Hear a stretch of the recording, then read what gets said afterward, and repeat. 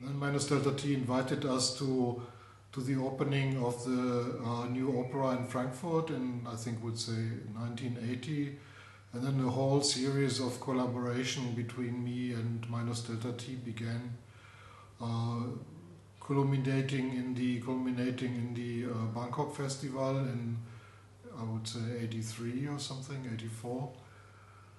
We did a long series of projects on Ars Electronica, a lot, starting in, I would say, 86 or 87 with a simulated radio station, later pirate radio stations, television stations, pirate television stations.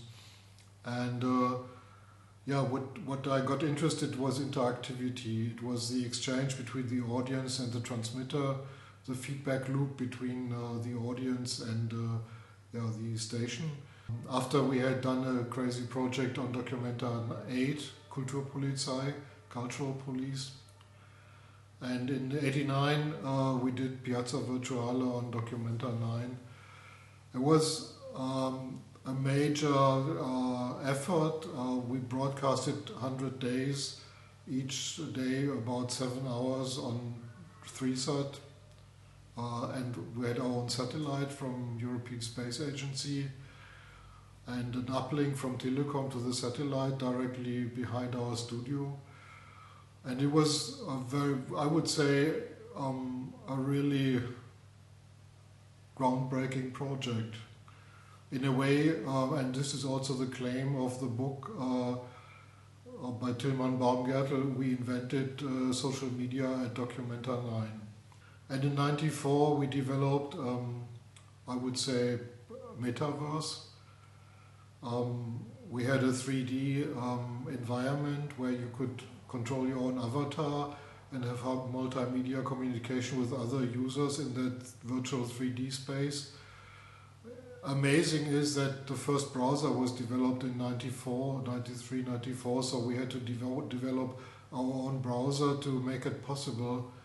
And that was called Service Area AI for ad infinitum, forever.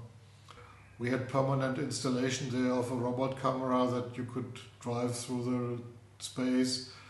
We had programmers there, designers, got sponsorship from the industry. They always gave us the latest developments to test out what can we do with it. Philips gave us a lot, and other computer companies as well. So we also entered a very creative phase where the industry would give us stuff and we tested it out in a way. At Documenta 9 we had truckloads of technology arriving every day from Sony, from Philips, from a long list of companies. We had altogether a sponsorship of, I think, 2.5 million marks at the time. My first internet contact was in '89, so one of the conditions to work in Hamburg was that we got an internet access from the University of Hamburg at the time, which was quite far out, and so I wrote like my first email at the end of the 80s. Pentatonic permutations has nothing to do with artificial intelligence. It's more like a world clock, just playing predetermined from the very beginning with the Big Bang to the end in 16 trillion years, a predetermined sequence of melodies, and it's not in any way connected to artificial intelligence, except maybe Alexa wants to understand what I say, and so artificial intelligence is a helping function to start pentatonic permutations.